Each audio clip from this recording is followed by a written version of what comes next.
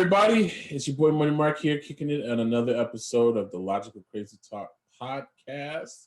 I'm here with my two co-hosts, Lifestyle Flash to Chris and just Tim. Yo, see why you always like go like the energy just like sinks. Just Tim. Because that was the whole joke. Wow. That was the whole joke. Wow. You let us call you just Tim, so I mean that's the whole that's how I have to say it. I have to say it that way. I'm switching it up. Cool, Tim. CT. No. Let's go. No. I'm not gonna say that. Are you gonna announce yourself? Anyways. Shit, I will. That's what it comes. That's what cool Tim. Like, okay. Hey, shit. Oh, okay. All right, brothers. I guess we get right into it. Did you guys look at your contracts before we started this podcast? I'm the one that wrote them. Did you look at your contracts? I just want to know if everyone looked at their contracts. Yeah. No, man. Well, I don't like it. You don't like it? Well, the podcast world is on fire. Come Friday. Was it Friday or was it Thursday? Was it Friday or Thursday? I think it was Friday. The podcast world is in flames because the Joe with everything that's going on with the Joe Budden Podcast and the Joe Budden Network. If you guys are under the rock and you don't know, I guess Friday. I guess the podcast has been going through some turmoil for some time. I guess the co-hosts Rory and Maul, they were gone for an extended period of time. They end up coming back and they kind of aired out their grievances on the episode, which was interesting actually to watch as a fan because I've been watching the Joe Budden Podcast for a while. Actually, it's one of the inspirations, I guess, for myself for what we were doing essentially.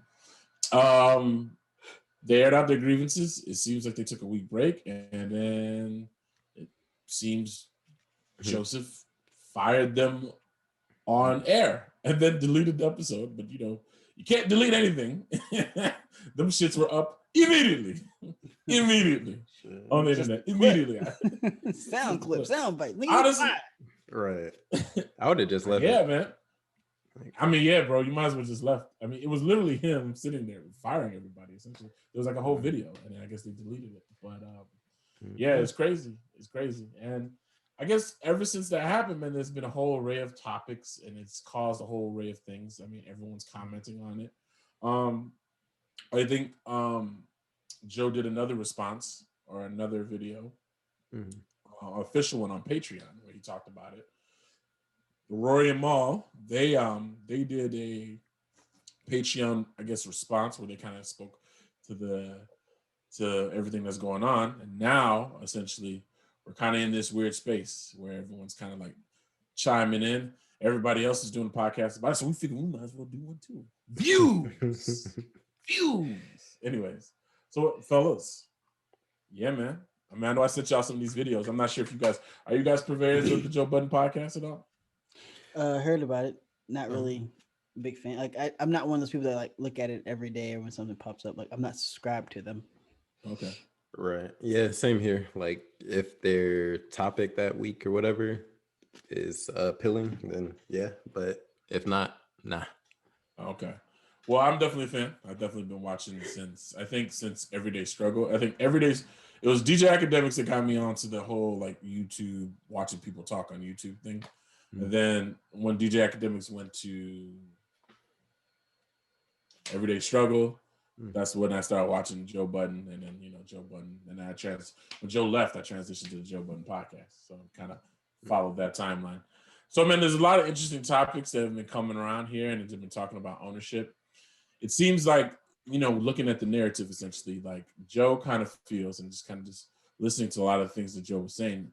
I guess Joe feels there's a sense of entitlement that's kind of going on, and I guess that's why he felt like he had to fire those fellas, essentially. Apparently, like the whole issue kind of stems over like accounting, right? Accounting. People requesting accounting. And it's starting like this really interesting topic, I guess DJ Academics and the two co-hosts have had like clashing, and I guess DJ Academics for a long period of time has been calling those individuals workers. I was always of the impression that those people were equal partners in the podcast, even though it is called Joe Budden Podcast, which is like, contradictory, but whatever. I figured he was a celebrity. We just ran out with whatever. But now it kind of seems like when you get fired, you can't really fire someone who's a partner, right? Like that's not how that works, right?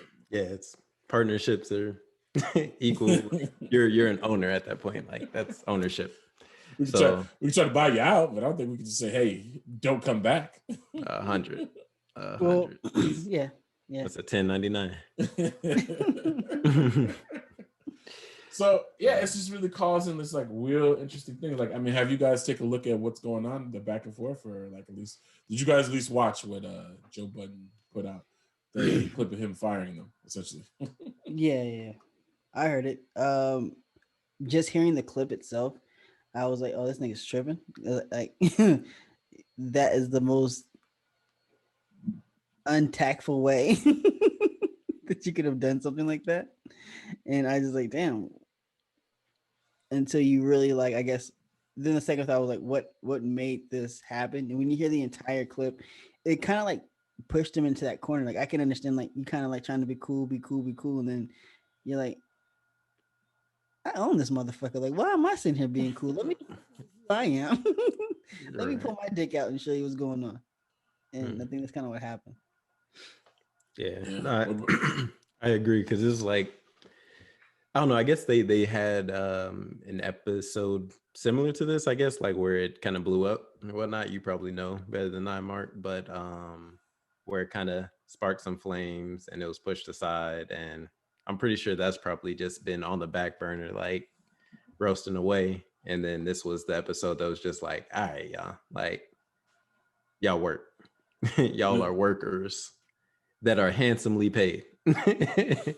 So you're over here running to the bank and now you're whining to me. So what's the problem? Like, I could see if it was a situation where it was like they were strapped for cash or something, but it sounds like they were overly paid, I guess. So like why would you complain in that situation? Like that sounds like greedy, like you're being greedy. So like, I don't know. Well, I'll say this.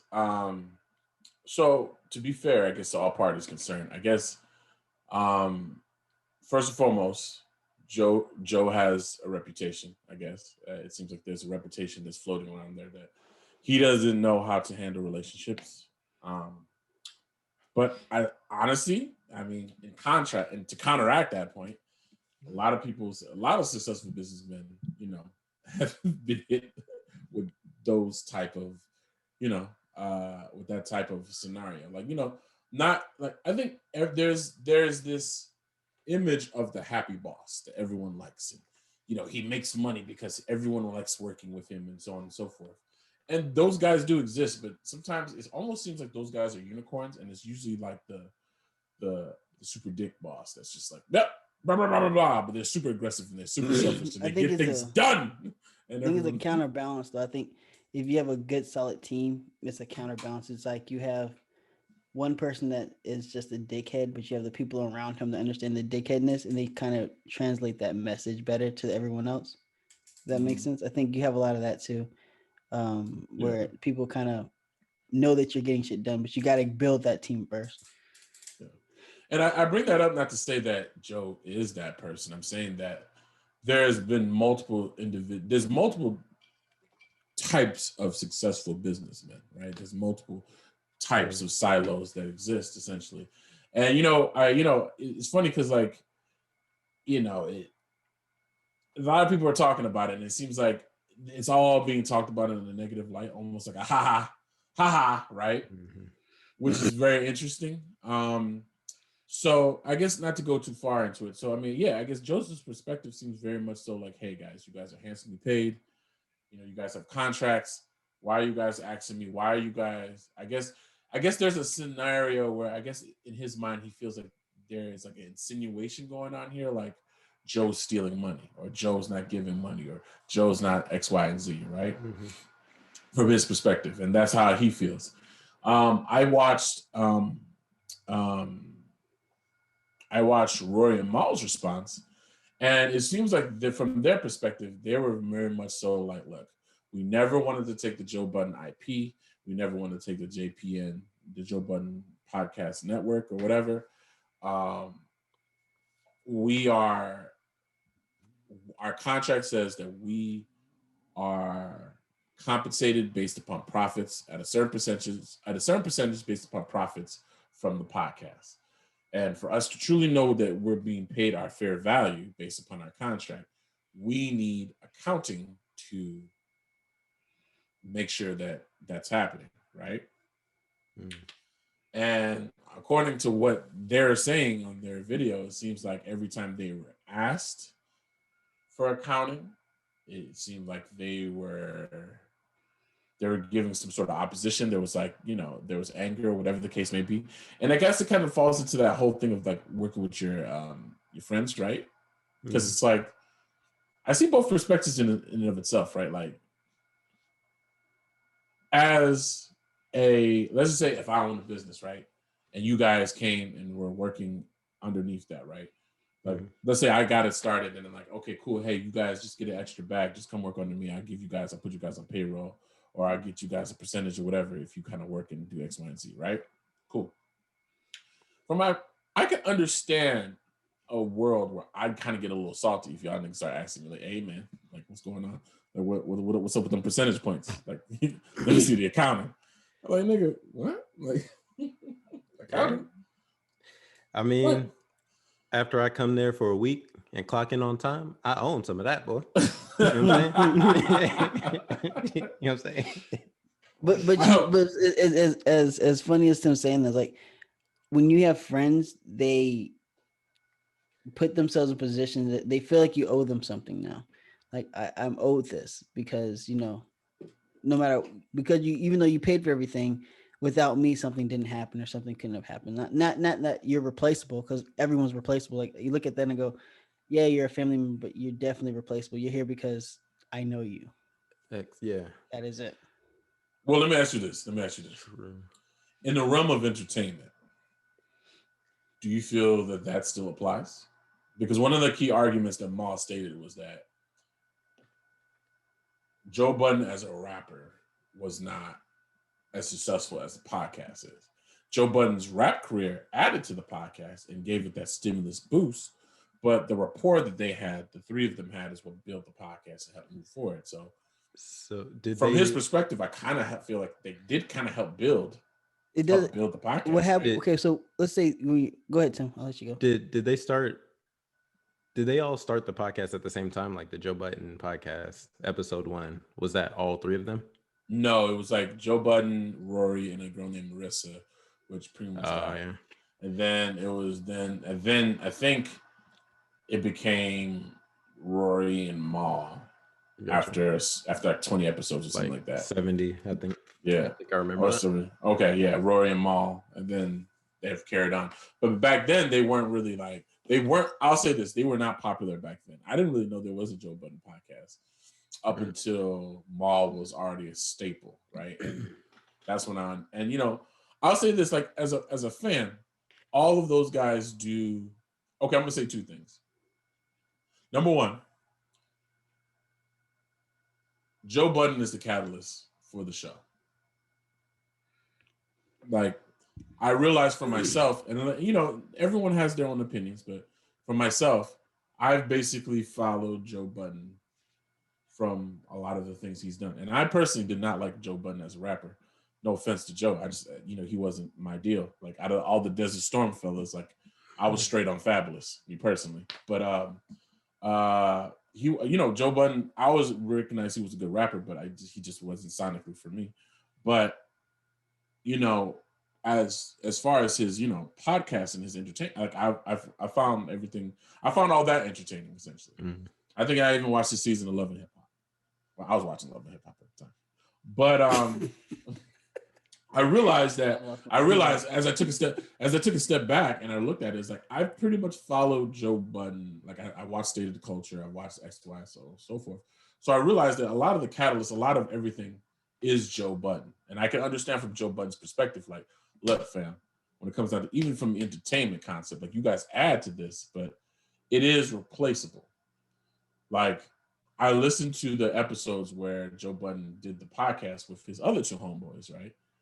And yes, was it lacking something? Yes, because I was used to hearing Rory, I was used to hearing Maul, but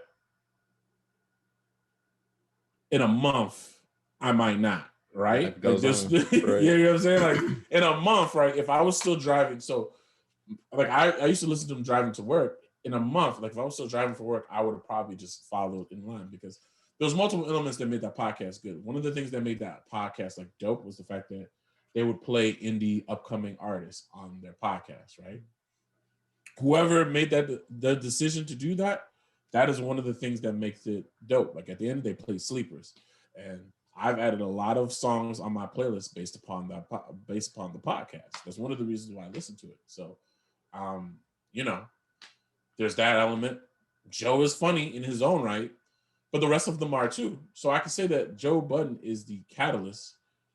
And when you are the catalyst, unfortunately, that means you can operate independently, right? True. You just have to find other things.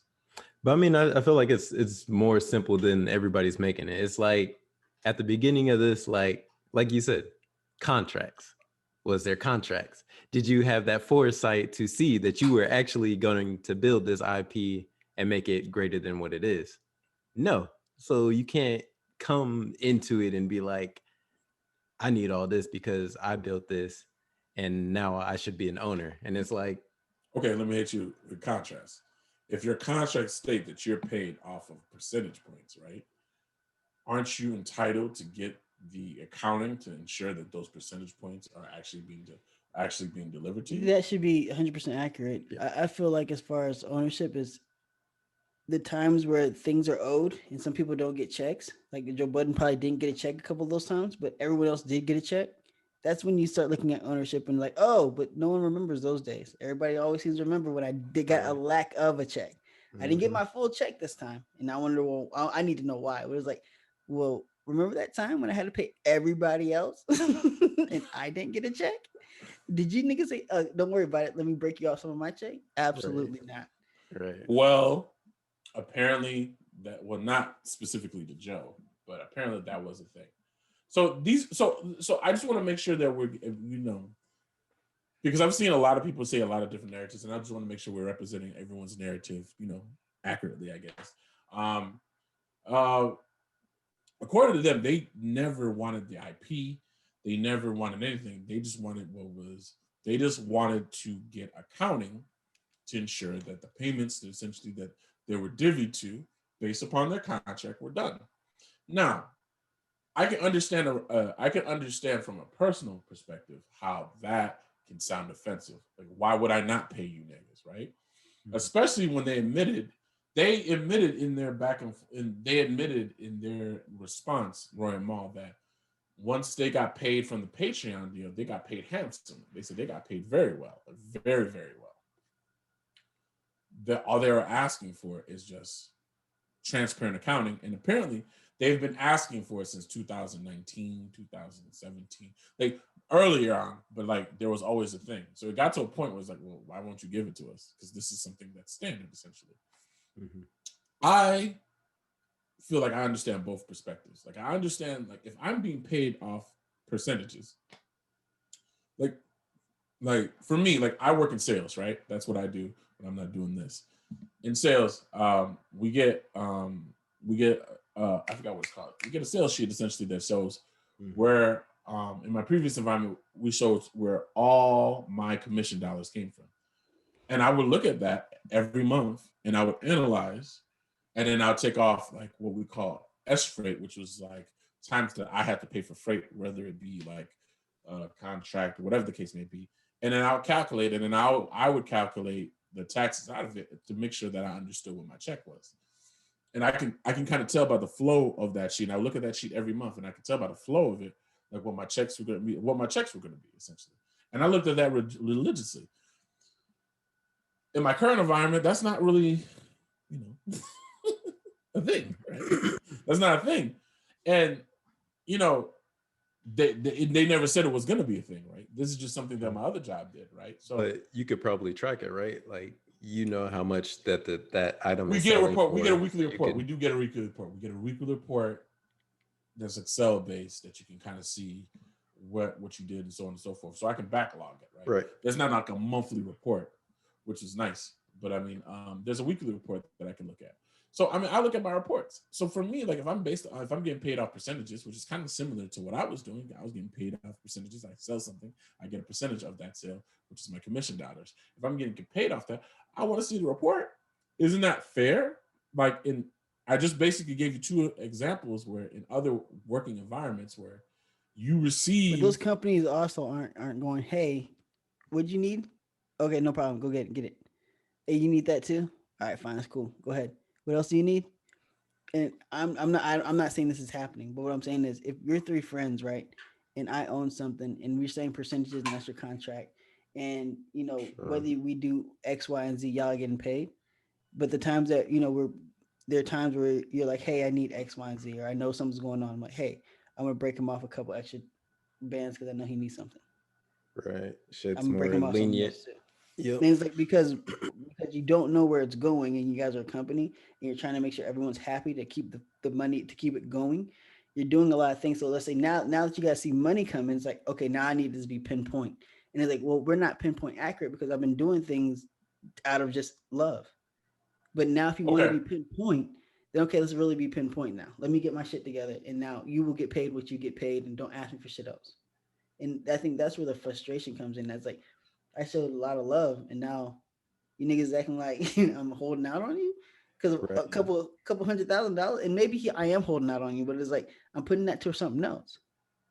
Which if everything's everything, yeah, I owe it to you, but I'm trying to move forward at this point to do extra things. But if you want this money, okay, cool, fine. But for now on, you don't get shit outs. Don't ask for nothing. Don't do X, like, Y, and Z. I'm stopping that like right when it happens. Like as soon as that conversation is being brought up, I'm like, all right, so break out your contracts, and then I'll go head over to accounting, and then we'll get all this like settled. And I don't want to hear like nothing else, because like how they're coming at it is just like completely left. Well, it seems left field. Like who knows what's actually going on behind the curtain? But like they should have actually did it like in a business manner of like, here's our proposal of ownership or whatever, like converting our sweat equity to ownership or whatever that is. But I'll say this. According to them, don't want it. Yeah, according to them, they never wanted it. They just wanted to make sure that they receive. They just wanted to make, because I mean, I would say my $1,001, not million, my $1,001. I mean, that's what it is. I mean, that's essentially what it is. But I mean, I guess it's entitled. I mean, based upon the contract, that's what it's owed, right? Like I understand the ownership perspective, right? Like, look, you guys are getting paid handsomely, right? Even they said after Patreon, they were paid handsomely. They got like a really good, as talent as A and B mics. They got really good checks, right? At that point, right? So they're getting compensated, and I get that. And they get from that perspective, like, look, y'all eating. Why are y'all bothering me about accounting, right? We're supposed to be boys, it's supposed to be love. But at the same time, I feel like what this is a scenario where emotions are getting involved, where business is, in spaces where business is supposed to maintain. What are you as the owner supposed to do based upon the contract? I am supposed to pay them a certain percentage. In what is normal in most business environments, if you're paying someone a percentage, you have to show them what the numbers are so they understand how they're getting paid. That's a basic industry, that's a basic business tactic, right? Or basic expectation. Yeah. If your contract state that you're in that, we don't know what the contract is say, but your contract. I'm saying you're right. But I also think like at the beginning when you're friends, it's like, okay, cool, as long as we're gonna check, and it's like all friendly. But what happened? I really believe what happened is your testosterone kicks in. You're looking at another nigga like he's making more money than me, and why is he doing that? That's all that really happened. I think he's buying a Lamborghini. Why can't I buy a Lamborghini? Right. It's like that classic. No, it's like that classic case of like you getting buddy with your manager or something. Like you get beside them, like, man, actually, I'm doing more than what my manager's doing. I know more than he's doing, and he's getting paid more than me. he knows I do my job, whatever. So you kind of, relax your work standards or whatever. And then now he's looking at you crazy, like, yo, what are you doing? Like, just because we're friends, like you should still be coming to work and working. There's the same that's thing. That's definitely Joe's perspective. That is definitely Joe's perspective. Me and Tim talk to each other every day, right? All three of us, we're on a podcast. We all get a check, right? And you're cutting our checks because you're the one that gets the check comes to your house. You cut the checks. 6-7 months, me and Tim are like, oh man, I never thought we'd make $1,000 from this shit. Never thought it. After about 6 months, we see like we have a lot more sponsorships and we're doing a lot of more things and our checks are getting a little bit bigger. But we see Mark come out with a brand new Rolls Royce. We're like, we're not getting Rolls Royce money. Now, Mark, you could righteously go, well, Chris, I am doing a side deal with the sneaker company over here because they know I do custom shoes, but I'm not worried about that. That's not my business. That's not my business. My business is podcast, and you got a Rolls Royce now, nigga, and I don't. Time to go up to shot.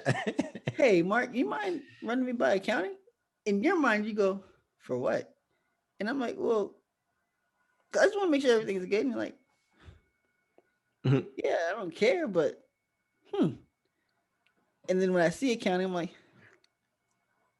nigga, he trying to bullshit me. I see what this nigga's doing because ain't no Rolls Royce in these numbers. Ain't no Rolls Royce in this number. Okay, so let me stop you there. So there is another aspect in this. So they got a third party accounting firm to do their accounting for them, but apparently what they were saying is that I guess once they got the account, so apparently they got bullshit accounting the first time. It was like according to them, it was just an email with an Excel spreadsheet in the body of the email. According to them, that was the accounting, right? And obviously, they're like, okay, that's not actual accounting. But apparently, they went to a third-party accounting firm. For some companies, it is. But yeah, it is. It is. Some companies got, honestly, it is. How much this year? All right. Right. And I think that's what it is. And I think that's what it is. I think that's what the issues is. I think is that they have not a ragtag operation, but it's not like an official. It's an official operation, but it's not official. When you're figuring things out as it goes, whoever put that accounting together probably thought that is accounting. That's probably the numbers that they're going based off of. These, okay, this is the numbers. Send it to them in the email, right? So I'm pretty sure it was very annoying to Joe when they go, nigga, this is not accounting. Joe comes, oh shit, I got a job. I'm pretty sure it's known to that nigga's like, what do you mean that's not accounting? That is accounting. It's like, you see the depreciation right there? Man, like, so I'm pretty what sure I had in the 90s. So I'm pretty sure it was very annoying for that nigga to have to go and get a third-party accounting firm. Apparently, once the third party came into it, right, and they delivered the accounting, apparently there was a $400,000 mistake in the accounting that was caught by Rory's accounting people. And according to them, the firm recognized it, apologized, and then they were reworking it. But then I guess it was like they asked Joe again, like, okay, so it got corrected. Did it happen? And I guess that's where the meltdown happened, because I guess Joe was like, I believe the thing that was really like, I guess, telling, I guess, or disrespectful, I guess Joe asked him all like, what, do you have a calculator? I mean, honestly, is what you can break that down as. Like, so that's what I owe you. If I did miss this, I only owe you what, a percentage of that 400,000. Okay, fine. If I give it to you, you good? Can you shut the fuck up? Basically. And honestly, until you said that, I just realized, like, oh, okay, that 400,000. Like, take your percentage off that 400,000. Yeah. That's that. I'll send it to you. You tell me what it is. I'll send it to you. I won't even check your math, man. You do it. I honestly just caught that. Like, but so what it seems like. It seems like conversations that should have happened at the beginning are now coming up now. But like when you're starting a business and you're building something and you're just, Chris, like you're starting something, you're jumping out there, you're running and you're doing everything. And you're just trying to keep the ship afloat. All that stuff you figure out later.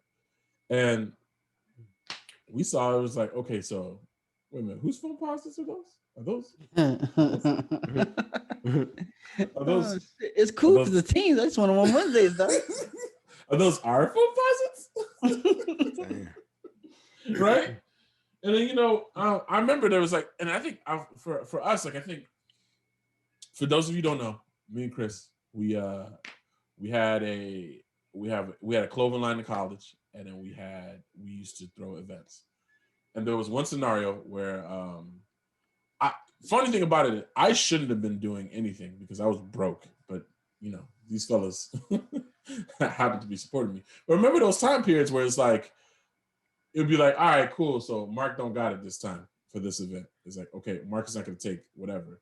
We didn't really have any of that stuff ironed out. If we had it ironed out, if we had a more organized process, I mean, I think we've oftentimes talked about it. Obviously, our calling was not to be part of promoters and clothing designers, but we probably would have gone a lot longer if we had some conversations at the beginning. Like, okay, if we don't have certain money, if the money is not here, or you should have a certain amount of dollars every time agreed upon, you know, regardless, or whatever the case may be, there should have been something. But, you know, it was almost like there was a mad dash scramble. And it's like, okay, we're going to throw it. Well, all right. Because we had a rotation. Like, we knew that, okay, every month something has to happen, right? I think that was like our thing, right? Every month something has to happen. Either a t-shirt or a party every month. Both. We always did a t-shirt and a party and try to combine them together. Okay. And use the money from the t-shirts. Like, a lot of your, like, for you, when you're just giving that money back up, it was like, because we made money from the t-shirts, like, I just put this back in. And then that's where we get that extra from. Yeah. And so we had a timetable. If we had something a little bit more organized in regards to, like, you know, understanding of like the money, and like, okay, cool. So like, you know, I think it was always like this, like, where it was always around party time. It's like, well, oh shit, Mark doesn't have his. It was like, fuck, okay. And then the two of you guys have to like pull money together, and it's like, and then if that shit flops, boy, that party flops. You just sitting there like, ooh, boy, a scary moment. So you're like, man, those 4 couple hours, whatever that was. That's terrible. 8 to 12. There's no one outside. Why isn't there anybody outside? We passed out the flyers. You didn't pass out the flyers? Yeah. Young party promoters out there, don't trust your street team to pass out flyers. You better pass out the damn flyers. Nah, best advice, get women. If you get a bunch of females, they'll get it done for you. A bunch of niggas will not. They just want to tell other girls that I'm a party promoter too, and they have a whole group of flyers in their hand and go, oh, you want me to go back to your room? Oh, shit, put the dudes later. Man. Nah, I did it for a little bit. I did it for a little bit. It was there was some guys that get out there and do it. You just have to know who you dealing with, and then that too. But no, I totally your boy agree. Didn't do it. Who? Oh, I'll tell you off air. Nah, but no, I agree with you. Like skater nigga. No. The young dude. Remember we went to his apartment, and he was like for the first one, for the distinguished nice one, like the very first. Oh, buddy, that's cute now. Well, I mean, shit. All right. Well, anyways, continue. So about the like the conversations or whatever, like they're having, like, I think that fully dictates like how that's going to go, like how your relationship in that business is going to flow, or, you know, stop the business or whatever. Like once you get that established, like you should get that established at the beginning, like to avoid all of this. If they would establish that at the very beginning, shit would not blew up. I feel like sometimes you can't, like, I feel like you get caught up on the details, right? So you try to establish all of these policies and procedures at the beginning, and you have made $0. So it's like, it becomes one of those things where, okay, guys, we're going to make, if let's say we made $1,000, I'm going to take this cut, you take that cut, you take this cut. Niggas that haven't made money yet are gonna feel some type of way about some shit that you have not even made money yet. So it never really jumps because niggas is still concerned about. And let me jump on that as well. And also as well, like at the beginning phases, sometimes when you have these epiphanies that you're gonna do something and it actually works out well, you have to ride that energy. Like if you take the time to go, okay, let's bring out the contracts and papers or whatever. Nah. But I mean, there's a time for that, right? Like when you actually go to legitimize your business or, like when you're actually signing those papers, that's when that conversation should happen of like, look, I think, and then, you rebuttal or whatever, like, yo, look, I think I deserve 50%. Why do you think you deserve 50%? Because I do X, Y, and Z. But I mean, that's not even like getting into the weeds. That's just generally stating like, I'm going to handle X, Y, and Z. So I deserve this. And then if somebody, counters like, then okay.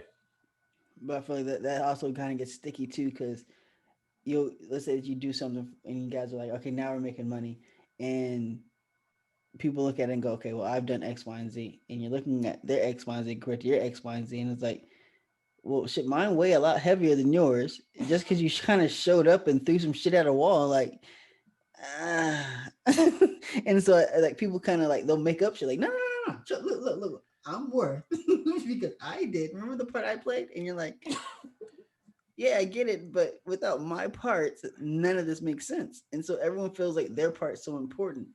And it kind of gets into a whole weird, sticky situation. Like that's why I was like, it's so hard to like. I mean, it is all to do it, but it's hard to do it too. It's like at the beginning of anything, I think people just have to be flexible enough to say, I have a vision of where this could go, and I'm cool with what you guys gave me. At this point, now that we are making X millions, now this is what I think I'm owed. Yeah. I'm not going to worry about the past. I'm going to say going forward, now that we do have money, this is what I'm bringing to the table. And I need to have X, Y, and Z. See, I don't know. I would rather just get that shit banged out the way so you don't have to worry about it going forward of like this being rehashed and like, because then once it's like established, then you can set some like, I don't know, some measurable KPIs of what are you doing? Like, did you you actually out right? Money. Now there's money involved. He'll weed himself out. Like, you have to touch each of these goals, and this is how you'll get this amount. And it's easier to weed you out, but I don't want to be like, I need you to retro active all my past, because back in the day I did X, Y, and Z, and it's like, my nigga. Right. Well, this is what I'm gonna say this. I think we can ultimately agree that we can understand how this, because like I think one of the things I see is that a lot of people, a lot of these podcasters, a lot of these content creators are just like, these stellar business people, and they're just like, what I'm saying? They're saying the obvious things like, should have done it at the beginning. And it's like, look, if you've never created a business, if you've never started anything, if you've never started anything with your friends, you may not understand. I think all of us here have. So we understand we understand how this is a thing. Like this, you know what I'm saying? And this is not because those fellas are just not good business people. It's not just because those fellas or whatever the case may be. This is just shit that happens in business. Like it happens, especially when you do business with your friends. And it's very cliche to be like, well, don't do business with your friends, but you supposed to do business with your strangers? Like, right. Those are the people you trust. Yeah. I know you, nigga. We hang out. We used to smoke or whatever together. Like, all right, like, and you kind of work kind of hard. I think you'd be good for my business.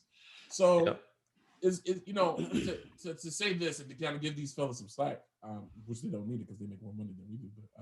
But I understand fully how they're in that position that they're in. It makes sense. It's unfortunate. And I'll just stop from here. Yeah.